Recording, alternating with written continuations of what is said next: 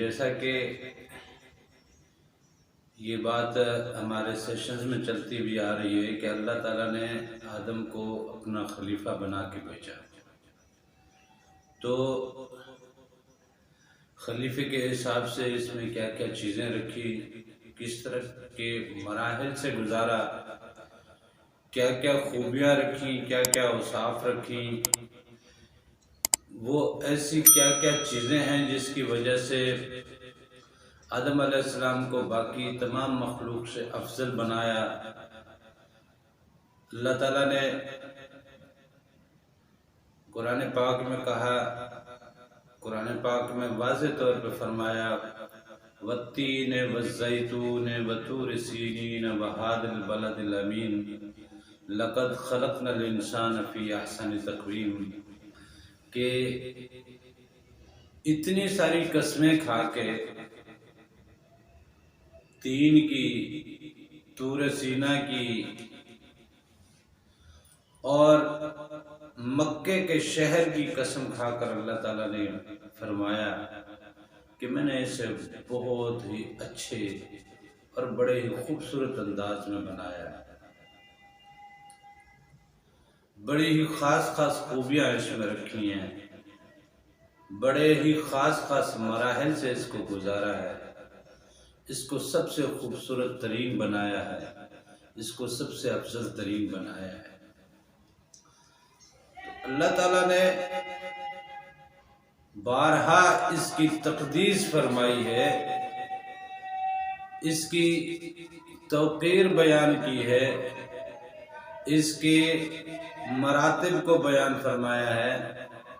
بار بار اللہ تعالیٰ نے یہ بات باور کرائی ہے، یہ سمجھائی ہے، بار بار اس بات کی یاد دہانی کرائی ہے کہ یہ سب سے افضل ترین مخلوق ہے، یہ میرا خلیفہ ہے، اور اس سے محبت کے مراحل بھی بتائے ہیں، محبت کی کیفیت بھی بتائی ہے، محبت کے انداز بھی بتائے ہیں، اس کی چاہت کے سلسلے بھی بتائے ہیں کہ میں نے اس کو کتنا چاہا۔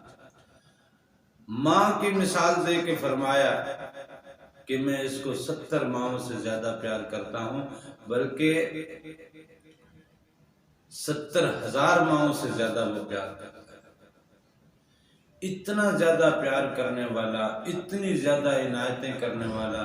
پھر اس نے کہا کہ یہ دنیا میں نے ساری تیرے لیے تخلیق کی، یہ زمین تیرے لیے ہے، یہ آسمان تیرے لیے، یہ ہوا تیرے لیے، یہ سورج تیرے لیے، یہ چاند تیرے لیے، یہ پھل تیرے لیے، یہ میوے تیرے لیے، یہ فصلیں تیرے لیے، یہ اناج تیرے لیے، یہ جانور تیرے لیے، یہ سب جاندار تیرے لیے،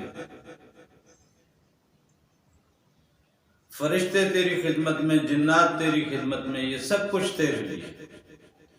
جنتیں تیرے لیے بنائی، میں نے 7 عالم بنایا، یہ تمام عالم بھی تیرے لیے۔ میں نے اپنی صفات بھی بیان کر دی، یہ صفات بھی تیرے لیے۔ میں نے اپنے کمالات بیان کر دیے، یہ کمالات بھی تیرے لیے۔ لیکن تو میرے لیے، لیکن تو میرے لیے اپنی خدائی کی ساری عنایات تیرے لیے، میری خدائی کی قدرت میں پائی جانے والی ہر چیز تیرے لیے، میری تخلیقات کی تمام تر چیزیں تیرے لیے، میری تمام تر تخلیق تیرے لیے، میرے تمام جہان تیرے لیے۔ میں نے پیغمبر بھیجے تیرے لیے، میں نے کتابیں اتاری تیرے لیے، ہدایت بھیجی تیرے لیے، میں نے سب کچھ تیرے لیے کیا، لیکن ایک تو میرے لیے۔ اب جب اتنا کچھ تو نے میں نے تیرے لیے کر دیا، اب بتا تو میرے لیے کیا کرے۔ اور پچھلے اسباق میں یہ بات ذکر ہو چکی ہے کہ اس نے کوئی لمبی چوڑی فرمائش نہیں کی ہے۔ ان اللہ لا ينظر الى اعمالکم، وہ تیرے عملوں کی طرف نہیں دیکھتا،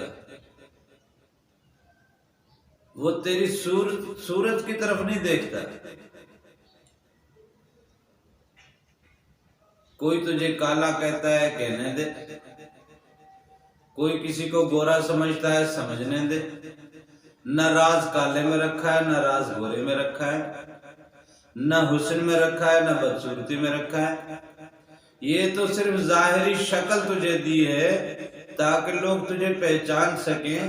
پھر یہ ظاہری شکل کے معاملے بھی اس لیے رکھے ہیں تاکہ تو میری قدرت کو پہچان سکے، میری ربوبیت کو پہچان سکے، میری تخلیق کے انداز کو پہچان سکے، میری خلقت کی قدرت کو پہچان سکے، میری تخلیق کی قدرت کو پہچان سکے.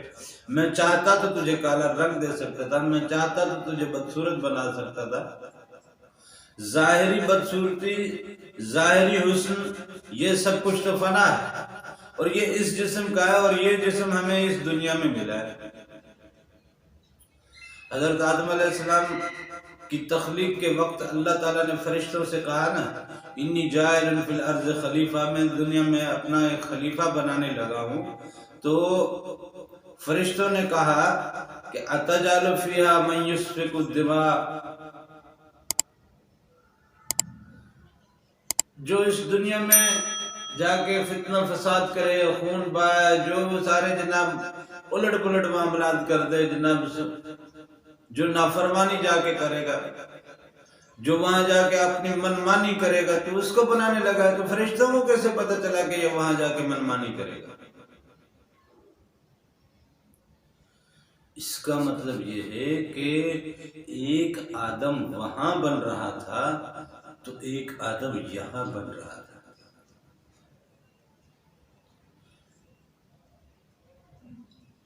جو وہاں آدم بن رہا تھا وہ روحانیت سے سرشار تھا وہ بھی مٹی کا پتلا. مٹی منگائی گئی، اس سے ایک پتلا تیار کیا گیا، اس پتلے میں پھر کچھ چیزیں ڈالی گئیں، پھر ترتیب سے مختلف چیزیں ڈالی گئیں، مختلف چیزیں ڈالی گئیں، مختلف چیزیں ڈالتے ڈالتے ڈالتے ڈالتے اس میں تمام تر اوصاف، عقل دی، خرد دی، سمجھ دی، زبان دی، سماعت دی، بصارت دی، سوچنے سمجھنے کی صلاحیت دی، تحریک دیا، تحرک دیا، مختلف مراحل سے ترتیب دے کر بڑی خاص ترکیب سے اسے بنایا جا رہا تھا وہاں پہ. لیکن ایک آدم زمین پہ بن چکا تھا، بنا دیا. تو فرشتوں نے وہ زمین والا آدم دیکھ لیا تھا، انہوں نے کہا یہ تو کچھ بھی نہیں ہے.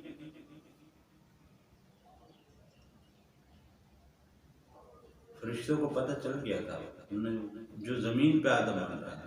تو اس لیے ہم جو زمین پہ جو رہ رہے ہیں، اس ظاہری صورت میں جو ہم لوگ یہاں بس رہے ہیں، کوئی داڑھی کے ساتھ ہے، کوئی علامہ ہے، کوئی مولانا ہے، کوئی مولوی صاحب ہے، کوئی قاری صاحب ہے، کوئی نیک نمازی ہے، کوئی بدکار ہے، کیا معلوم کون کس رنگ میں ہے.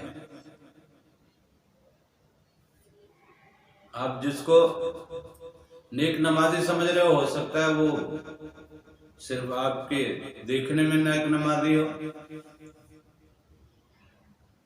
قیامت کے روز حضور پاک صلی اللہ علیہ وسلم کی حدیث ہے نا کہ قیامت کے روز ایسے لوگ بھی پیش ہوں گے، ایسے نمازی پیش ہوں گے کہ نمازیں ان کے اوپر شکایت کر رہی ہوں گی، ان کے خلاف گواہی دے رہی ہوں گی. ایسے حفاظ کرام وہاں پہ آئیں گے جو قرآن ان کی خلاف گواہی دے رہا ہوگا. ایسے حاجی آئیں گے جن کے اوپر حج اور خانہ کعبہ ان کے خلاف گواہی دے رہا ہوگا.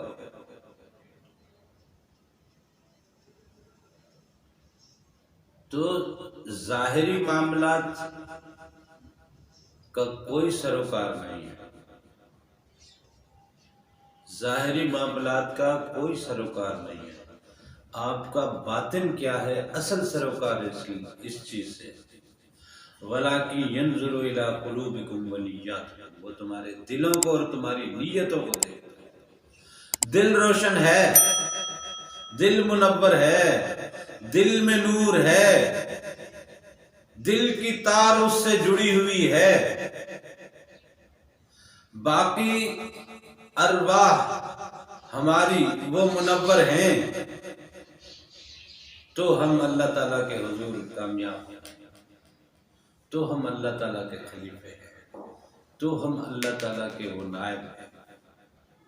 اگر وہ چیزیں ہماری منور نہیں ہیں تو اس کا مطلب شیطان ہمارے اوپر قابض ہے، ہم صرف ابلیس کے نمائندے ہیں، اس کے خلیفے ہیں، نفس کے غلام ہیں، ہم پھر اللہ کے خلیفے نہیں ہیں، ہم پھر شیطان کے